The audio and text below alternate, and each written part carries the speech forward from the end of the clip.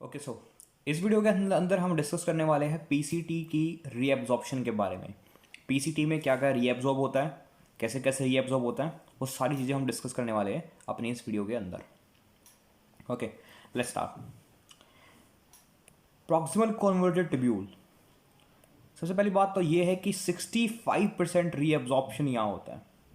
सी, जितना भी कंटेंट आया है उसका 65% रीएब्जॉर्प्शन हमारे पास में पीसीटी के अंदर होगा। 15% लूप ऑफ एनएलएम में होता है और बचा हुआ 15% जो है हमारे पास में डीसीटी के अंदर होता है। और फिर 1 से 5% जो बच जाता है वो वाला पार्ट वेरी करता है कितना रीएब्जॉर्प्शन होगा कलेक्टिंग डक्ट्स के अंदर, राइट। सो पीसीटी के अंदर 65% रीएब्जॉर्प्शन होता है। यहाँ पे सोडियम, अमाइनो एसिड्स, ग्लूकोज, ये तीनों हैवीली रीएब्जॉर्ब होते हैं। याद रखना, ये तीनों हैवीली रीअब्जॉर्ब होते हैं। लेकिन इनके अलावा क्लोराइड और HCO3 नेगेटिव यानी बाइकार्बोनेट, ये दोनों भी यहाँ पे एब्जॉर्ब होते हैं। तो टोटल मिलाकर के 5 ऐसी मेजर चीज़ें हैं जो यहाँ पे रीअब्जॉर्ब होती है। पहला है सोडियम, दूसरा अमीनो एसिड्स, तीसरा ग्लूकोज, चौथा क्लोराइड आयन और पांचवा है HCO3 नेगेटिव यानी कि बाइकार्बोनेट आयंस। उन पांचों में से ये 3 हैवीली रीअब्जॉर्ब होते हैं। हैवीली कैसे? अमाइनो एसिड्स 100% रीअब्जॉर्ब हो जाते हैं, ग्लूकोज 100% रीअब्जॉर्ब होता है पीसीटी के अंदर, HCO3 नेगेटिव भी लगभग 100% यहाँ पे रीअब्जॉर्ब हो जाता है, राइट। सो यहाँ पे इनकी हैवीली रीअब्जॉर्प्शन होती है। देखो, फिल्ट्रेट जो बनता है वो है 180 लीटर पर डे। देखो, अगर हम इसको बेसिकली कैलकुलेशन से ले तो 120 के आसपास हमारी GFR थी, या 120 125 मान लो। अगर इसको हम मल्टीप्लाई कर दें 1440 से, 1440 एक दिन में कितने मिनट है वो है, तो ये लगभग आएगा 173 लीटर के आसपास, राइट। और अगर हम एवरेज लेके 125 GFR लेते हैं तो ये 180 लीटर आ जाता है, राइट। तो इसका मतलब ये हुआ कि एक दिन के अंदर 180 लीटर का फिल्ट्रेट तैयार होता है ग्लोमेरुलस के थ्रू। कहाँ पे? बोमेन स्पेस के अंदर। सो 180 लीटर पर डे क्या है? फिल्ट्रेट है। लेकिन जो यूरिन आता है that is 1.4 to 1.5 litre per day. लेकिन जो यूरिन आता है वो 1.5 लीटर होता है या 1.4 लीटर होता है। ये बहुत रेंज होती है, बहुत बड़ी, लेकिन generally average 1.5 litre per day होता है, राइट। सो 1.5 लीटर पर डे का यूरिन और 180 लीटर का फिल्ट्रेट तैयार होना, ये दर्शाता है कि 99% रीअब्जॉर्प्शन हो जाती है। और 99% में से 65% रीअब्जॉर्प्शन कहाँ होने वाली है? पीसीटी के अंदर। Now let's see. तो ये हमारे पास में पीसीटी है, ये ग्लोमेरुलर कैपिलरी डक्ट है, ये वाला बोमेन स्पेस है, और नीचे की तरफ ये वाला पार्ट हमारे पास में पीसीटी है, राइट। पीसीटी आगे जाके लूप ऑफ एनएलएम एंटर करेगा। तो मैंने इस वाले पार्ट को यहाँ थोड़ा सा मैग्नीफाई कर दिया है। सी, ये वाला मैंने सेल्स दिखाया है यहाँ पे। अब थोड़ा सा सेल के स्ट्रक्चर के बारे में जानेंगे, क्योंकि अगर हमने सेल के स्ट्रक्चर को समझ लिया तो आगे वाली जो प्रोसेस है वो हमारे लिए बहुत ज़्यादा आसान हो जाएगी। सी,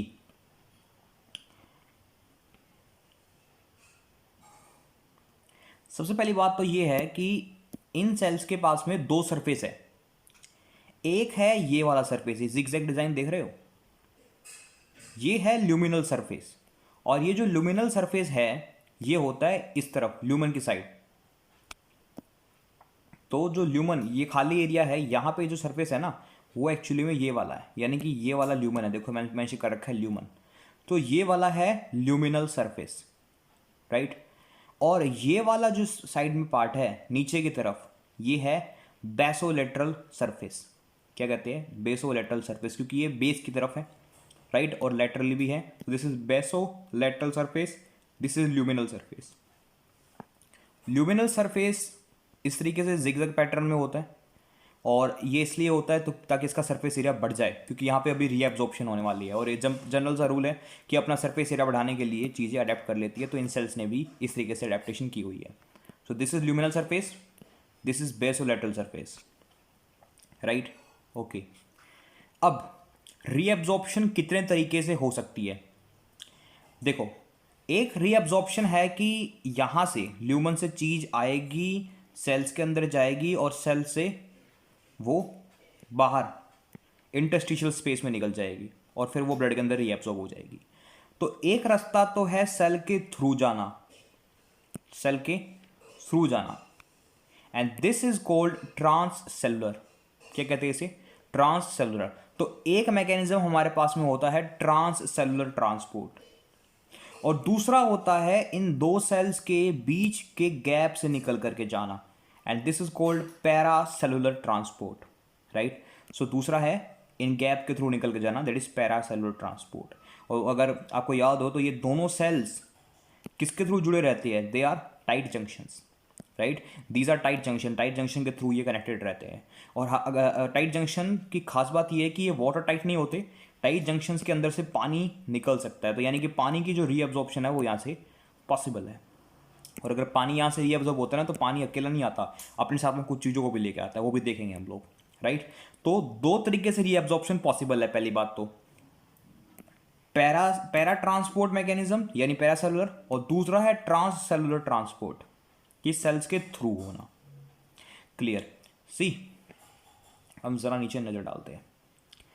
अब देखो, सबसे पहली बात तो ये है, ये मैंने यहाँ पे क्या करा है, एक सेल को बड़ा कर दिया है, समझिए। मैंने दो सेल दिखा रखे हैं, ये बीच में ल्यूमन है और ये बहुत बड़ा सेल है, और ये वाला जो है ये हमारे पास में है peritubular capillaries, right. This is peritubular capillaries. तो ये कौन से वाला नेफ्रॉन हो गया? ये हमारे पास में हो गया कोर्टिकल नेफ्रॉन, ये पेरीट्यूबुलर कैपिलरी है, और बीच में क्या है? इंटरस्टिशियल स्पेस है, जहाँ इंटरस्टिशियल फ्लूइड भरा हुआ होगा। Okay fine. देखो, सबसे पहली बात, ये चीज़ें कहाँ से शुरू होती है? हमारे पास में फिल्टर क्या हो गया आया था? लास्ट वाली वीडियो में मैंने बताया था, sodium, glucose, amino acids, right, और क्लोराइड, HCO3 नेगेटिव्स, ये सारी चीज़ें, और खासकर जो मेटाबोलाइट्स है, ये फिल्टर होके आ गई थी, लेकिन हमें इनकी बहुत ज़रूरत थी, तो इनका अब होगा रीएब्जॉर्प्शन। सबसे पहली बात, एक मेम्ब्रेन को कोई भी पोलर सब्सटेंस पार नहीं कर सकता। ये एक बायोकेमिस्ट्री का पॉइंट है कि कोई भी पोलर सब्सटेंस इसके थ्रू परमिएबल नहीं होता। अब सोडियम क्या है? एक प्लस का चार्ज रख रहा है, तो वो पोलर सब्सटेंस है, क्लोराइड भी पोलर है, राइट। तो ये चीज़ें यहाँ से पार नहीं हो सकती। जितने भी चार्ज पार्टिकल्स है, पोलर सब्सटेंसेस है, वो मेम्ब्रेन को क्रॉस नहीं कर सकते। अगर डायरेक्टली क्रॉस नहीं कर सकते तो उनके चाहिए होते हैं चैनल्स फैसिलिटेशन के लिए, तो वो चैनल्स के थ्रू क्रॉस करते हैं, राइट। एक बात ये क्लियर। इसीलिए इस ल्यूमिनल साइड पे सेल के और बेसोलेटरल साइड पे दोनों तरफ में हमें बहुत सारे चैनल्स देखने को मिलते हैं, डिफरेंट टाइप के चैनल्स देखने को मिलते हैं। हम सबसे पहले डिस्कस करते हैं कि हमें बेसल टाइप में कौन से चैनल देखने को मिलते हैं, जो बेसोलेटरल सरफेस है। सी, अब हम नीचे चलते हैं यहाँ पे। देखो, सबसे पहले एक पॉइंट ये देखो कि जो बेसोलेटरल मेम्ब्रेन है, ये वाली, इस साइड में सोडियम पोटेशियम पंप या सोडियम पोटेशियम एटीपीज की जो संख्या है वो बहुत ज़्यादा होती है।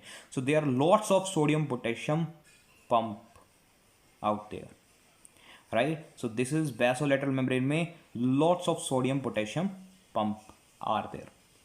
सी, अब देखो, सोडियम पोटेशियम पंप का काम क्या होता है? 3 सोडियम को बाहर फेंकेगा और 2 पोटेशियम को अंदर लेके आएगा, और ये एटीपी का यूज़ करता है। तो ये कर रहा है, अगर ये 3 सोडियम को बाहर फेंक रहा है, तो ये अंदर की तरफ क्या जनरेट कर रहा है?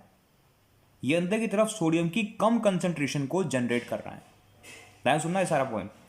अगर ये सोडियम को बाहर फेंक रहा है तो सोडियम की कंसंट्रेशन अंदर कम, तो इसका मतलब ये हुआ कि सोडियम पोटेशियम पंप की वजह से low sodium concentration is maintained inside the sales.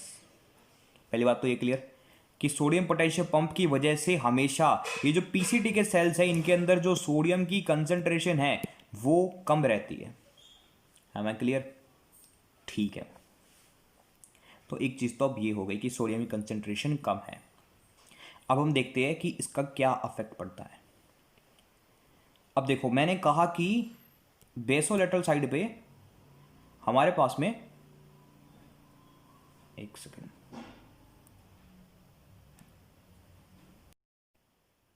तो मैंने कहा कि हमारे पास बेसोलेटरल साइड पे बहुत सारे सोडियम पोटेशियम पंप अवेलेबल है।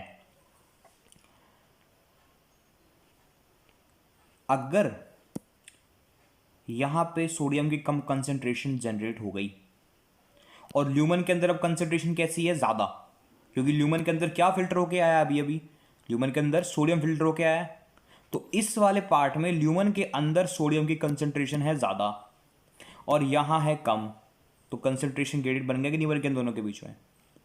तो सोडियम कहां मूव करना चाहेगा, यहां पे। तो सोडियम ल्यूमन से पीसीटी के सेल्स के अंदर मूव करना चाहेगा।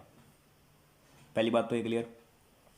अब होता भी यही है, सोडियम यहां से मूव करता है और इसी के थ्रू सोडियम की रीअब्जॉर्प्शन होती है।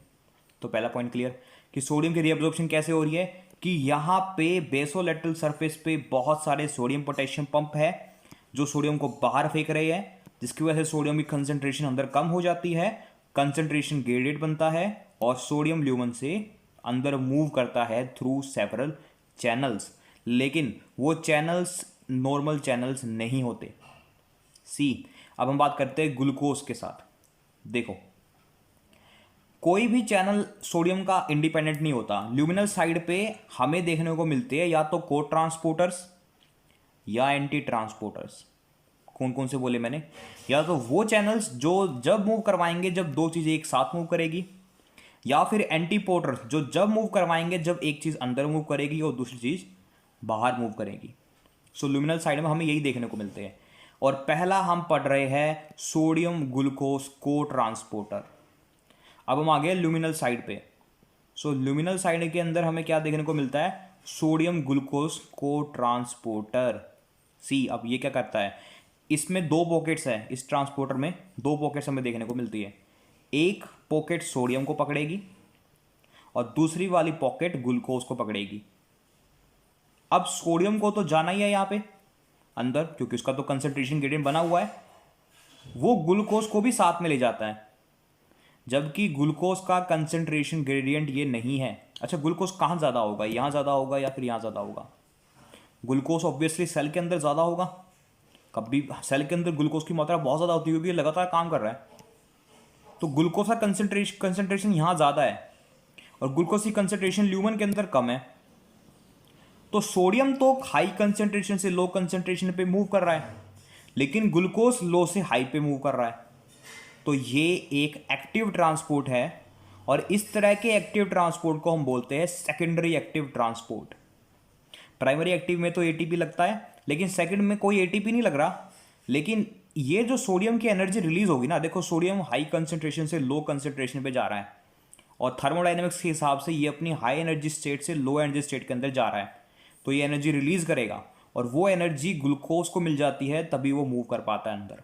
तो इन शॉर्ट कहानी ये है कि सेकेंडरी एक्टिव को ट्रांसपोर्टर्स के थ्रू ग्लूकोज सोडियम के साथ एंट्री मारता है सेल के अंदर। सो सारी कहानी सोडियम से शुरू हुई थी। देखो, इस पंप ने क्या करा, सोडियम को बाहर फेंका, सोडियम अंदर कम हुआ, सोडियम को अंदर आना ही था, तो सोडियम अपने साथ साथ ग्लूकोज को भी अंदर ले आता है। तो यानी कि सोडियम और ग्लूकोज एक साथ अंदर मूव कर रहे हैं। तो सबसे पहली बात ये क्लियर कर लेना कि जो ग्लूकोज का ट्रांसपोर्ट है वो सोडियम के साथ कपल्ड है और सोडियम ग्लूकोज को ट्रांसपोर्टर के थ्रू दोनों एक साथ अंदर एंट्री मारते हैं। Point clear? सी, दूसरा अमाइनो एसिड। देखो, मैं गिनवा रहा हूं, सोडियम था, अमाइनो एसिड्स थे, ग्लूकोज था, क्लोराइड था, HCO3 नेगेटिव था। ये 5 ऐसे हैं जो हमें रीअब्जॉर्ब करने हैं, जो रीअब्जॉर्ब होते भी है पीसीटी के अंदर। कितने होते हैं वो सब अभी मैटर नहीं कर रहा, ठीक है, अब बताऊंगा मैं आपको। तो सोडियम और अमाइनो एसिड्स, जैसे ग्लूकोज का था ना सोडियम के साथ, ऐसे ही ग्लूकोज और अमाइनो एसिड्स दोनों के दोनों बिल्कुल साथ में, जैसे ग्लूकोज था वैसे ही इनका भी एक को ट्रांसपोर्टर सिस्टम होता है जिसके थ्रू ये अंदर मूव कर जाते हैं। So sodium and amino acids को ट्रांसपोर्टर। सोडियम को तो अंदर मूव करना ही है, अमाइनो एसिड्स भी मूव कर जाएंगे। तो दिस इज अगेन किस टाइप का, सेकेंडरी एक्टिव, क्योंकि अमाइनो एसिड अंदर ज्यादा है, यहाँ कम है क्योंकि सेल के अंदर वो ज़्यादा ही होंगे, कुछ भी कर लो। तो अब amino acids low concentration high concentration, यानी कि अप द हिल जा रहे हैं, तो it is active process but not consuming ATP, it is using the sodium as a source, so this is secondary active cotransporting systems. इतनी बात clear. So remember कि sodium और glucose, sodium और amino acids, इनके coupled cotransporters होते हैं जिनके through ये एंट्री मारते हैं। तो यानी कि बात ये है कि सोडियम के साथ साथ ग्लूकोज भी एंट्री मार गया है और सोडियम के साथ साथ अमाइनो एसिड्स भी एंट्री मार चुके हैं, और इसी के थ्रू इनकी रीअब्जॉर्प्शन होती है। क्लियर। अब देखो एक एक पॉइंट और, यहां पे को ट्रांसपोर्टर्स है यानी फैसिलिटेशन के लिए प्रोटीन्स है, और हम जानते हैं कि कोई भी अगर इस तरह का ट्रांसपोर्ट सिस्टम है एक्टिव वगैरह, तो उसकी एक लिमिट होती है जिसके बाद वो एक पी पकड़ने के बाद वो उसको ट्रांसपोर्ट नहीं कर पाता। तो एक लिमिटेड कंसंट्रेशन है, मैक्सिमम ट्रांसपोर्ट कंसंट्रेशन है कि इस कंसंट्रेशन तक अगर ग्लूकोज आ रहा है तो वो रीअब्जॉर्ब होता रहेगा। लेकिन इससे अगर ऊपर आ गया, देखो मान लो मेरे पास में दो ही ऐसे ट्रांसपोर्टर है, अभी सपोज मान लो कि दो ही है ऐसे ट्रांसपोर्टर्स जो इसको हर सेकंड अंदर फेंक सकते हैं ग्लूकोज को। तो यानी कि हर सेकंड में अगर 2 ग्लूकोज आ रहे हैं तब तक तो अंदर जाएगा, लेकिन अगर हर सेकंड 3 ग्लूकोज के मॉलिक्यूल आने लग गए तो 2 तो अंदर चले जाएंगे लेकिन एक एब्जॉर्ब नहीं हो पाएगा, तो एक छूट जाएगा और वो लूप ऑफ एनले में एंट्री मार जाएगा। मैं क्लियर विद दिस। अब इसको बड़े कंसेप्ट पे देखते हैं, तो ये है बेसिकली कि यहाँ पे एक मैक्सिमम ट्रांसपोर्ट की वैल्यू होती है कि भाई इतनी कंसेंट्रेशन तक तो ये इसको रीअब्जॉर्ब कर लेगा, लेकिन इससे अगर ज्यादा आ गया तो जितने भी ट्रांसपोर्टर्स है को ट्रांसपोर्ट वाले, वो सारे के सारे रिक्रूटेड होंगे और वो रीअब्जॉर्ब नहीं कर पाएंगे और फाइनली वो यूरिन के अंदर चला जाएगा। सी, एक वैल्यू आती है मैक्सिमम ट्रांसपोर्ट की, इसके बारे में पूरा डिस्कस करेंगे आगे आने वाली वीडियोस के अंदर। अभी यहाँ पे मैंने एक आइडिया दिया है, ठीक है। तो ये बात हो गई। सेकंड बात ये, ग्लूकोज और अमाइनो एसिड्स की 100% रीअब्जॉर्प्शन पीसीटी के अंदर हो जाती है। रिमेंबर दिस थिंग कि ग्लूकोज, साइंटिस्ट ने क्या देखा कि ग्लूकोज फिल्टर हो गया, लेकिन लूप ऑफ हेनले के अंदर हमें कोई ग्लूकोज देखने को नहीं मिलता इन नॉर्मल पर्सन। इसका मतलब यह है कि ग्लूकोज की सारी जो रीअब्जॉर्प्शन होनी है वो पीसीटी के सेल्स के अंदर ही होनी है, और आगे जाके कहीं रीअब्जॉर्प्शन ग्लूकोज की देखने को नहीं मिलेगी। And same is the case with the amino acids. So clear. So बात इतनी सी है कि हमारे पास में sodium glucose, sodium amino acids को ट्रांसपोर्टर के थ्रू अंदर एंट्री मार रहे हैं। ओके, और एक बात, ये जो हिस्सा है अगर आप पीसीटी को देखोगे तो पीसीटी एक कॉन्वोल्यूटेड स्ट्रक्चर है और ये काफ़ी लंबा होता है। हम इसको दो पार्ट्स में डिवाइड कर देते हैं, एक है प्रॉक्सिमल पीसीटी पार्ट और दूसरा है डिस्टल पीसीटी पार्ट। तो जो नज़दीक है बोमेन स्पेस के, वो एरिया स्पेशली डेडिकेटेड होता है सोडियम, ग्लूकोज और अमाइनो एसिड के लिए। यूं मान के चलो कि जो ऊपर वाला एरिया है ना पीसीटी का, वो डेडिकेटेड है सोडियम, ग्लूकोज और अमाइनो एसिड की रीअब्जॉर्प्शन के लिए, और जो नीचे वाला एरिया बचा है ना, वो वाला डेडिकेटेड होता है क्लोराइड और कार्बोनेट की रीअब्जॉर्प्शन के लिए। तो ये पॉइंट पे ध्यान रखना कि जो प्रॉक्सिमल पीसीटी पार्ट है बोमेन स्पेस के, वो डेडिकेटेड है सोडियम, ग्लूकोज, अमाइनो एसिड की रीअब्जॉर्प्शन के लिए, और जो डिस्टल वाला पार्ट है वो डेडिकेटेड है क्लोराइड और HCO3 नेगेटिव की रीअब्जॉर्प्शन के लिए। इतनी पॉइंट क्लियर, ठीक है। अब एक चीज तो ये हो गई सी, अब हम नीचे बढ़ते हैं।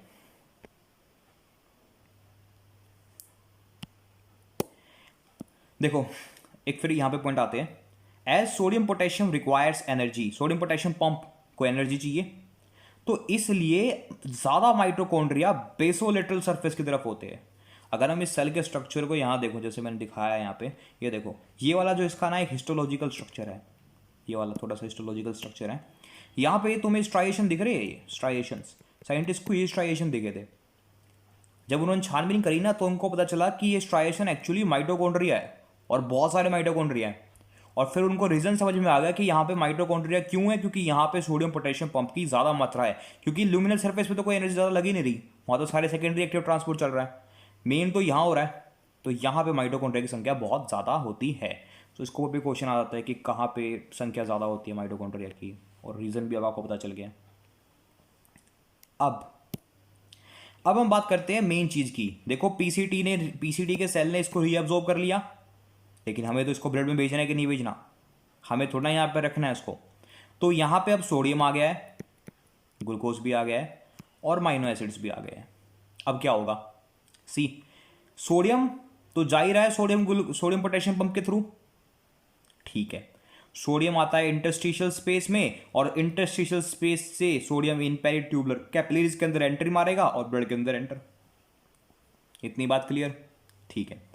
अब जो ग्लूकोज है इस ल्यूमिनल सरफेस पे कुछ ग्लूकोज के चैनल्स भी होते हैं, ट्रांसपोर्टर्स होते हैं ना, ग्लट 4 ग्लट 3 ग्लट 2 ग्लट 1 ये सब, राइट। तो कुछ ग्लट के चैनल्स यहां पे भी होते हैं जिनके थ्रू ग्लूकोज एग्जिट कर जाता है। So glucose just exits out of this things. So glucose यहां है क्योंकि यहां इंटरस्टिशियल फ्लूइड में कंसेंट्रेशन क्या है, ग्लूकोज की कम है, तो ग्लूकोज यहां से एग्जिट कर जाता है। सो ग्लूकोज एग्जिट करके यहां पे क्या आ गया, इंटरस्टिशियल स्पेस में, और इंटरस्टिशियल स्पेस से वो कैपिलरीज के अंदर जाएगा, क्योंकि इन कैपिलरीज के अंदर तो ग्लूकोज है ही नहीं ना यार, वो सारा ग्लूकोज तो फिल्टर कराए, तो इनके अंदर तो कंसेंट्रेशन बहुत ही कम है ग्लूकोज की, तो यहां से ये कैपिलरीज के अंदर एंटर मार जाएगा, ब्लड के अंदर आ जाएगा। तो रीअब्जॉर्प्शन इसकी पूरी। ऐसे ही अमाइनो एसिड्स यहां पे आ गए हैं, अमाइनो एसिड्स भी क्या होंगे यहां पे, रीअब्जॉर्ब होंगे ऐसे ही same.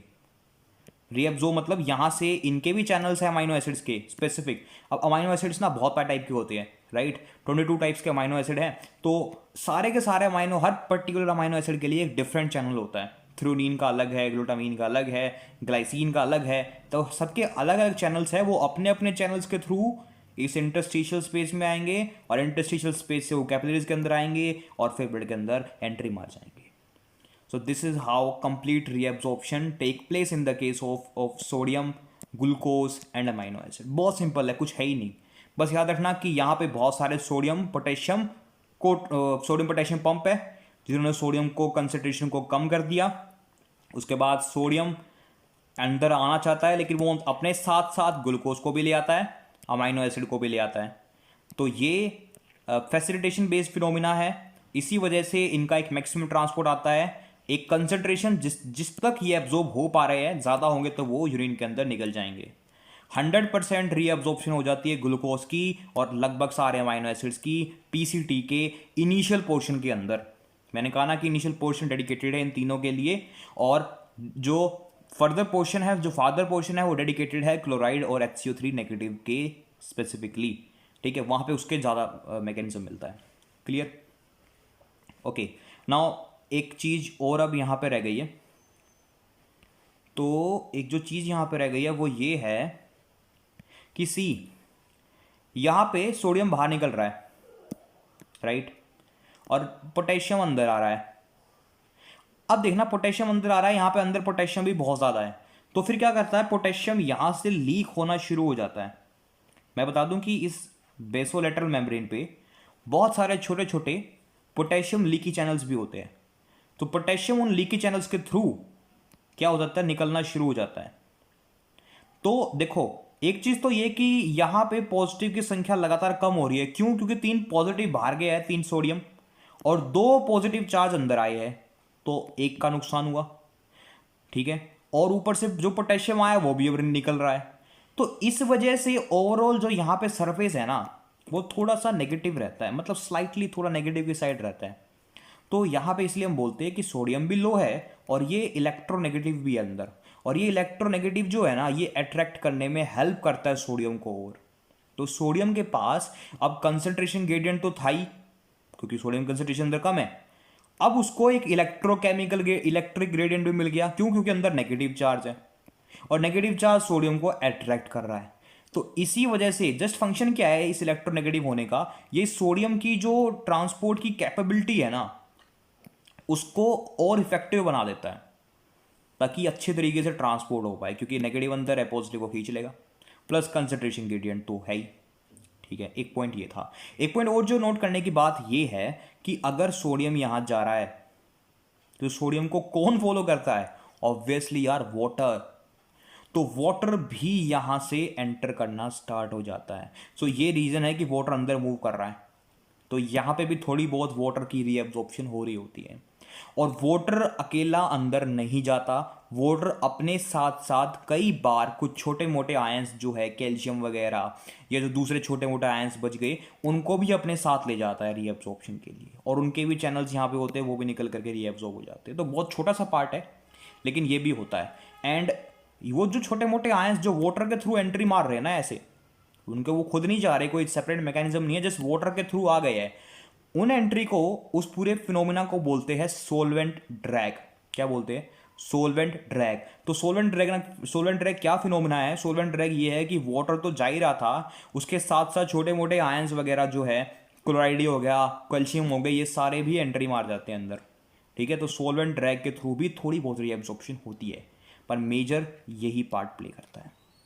My clear with this? ठीक है, तो ये वाला था फर्स्ट पार्ट। सी, हमने यहाँ पे डिस्कस कर लिया सोडियम अमाइनो एसिड और ग्लूकोज की रीअब्जॉर्प्शन में। अब इसके सेकंड पार्ट में हम डिस्कस करेंगे क्लोराइड और HCO3 नेगेटिव की रीअब्जॉर्प्शन कैसे होती है और कुछ क्लिनिकल पॉइंट्स। तो इस बार वीडियो के लिए इतना था यार, नेक्स्ट वाली वीडियो के लिए वेट करना। Thank you.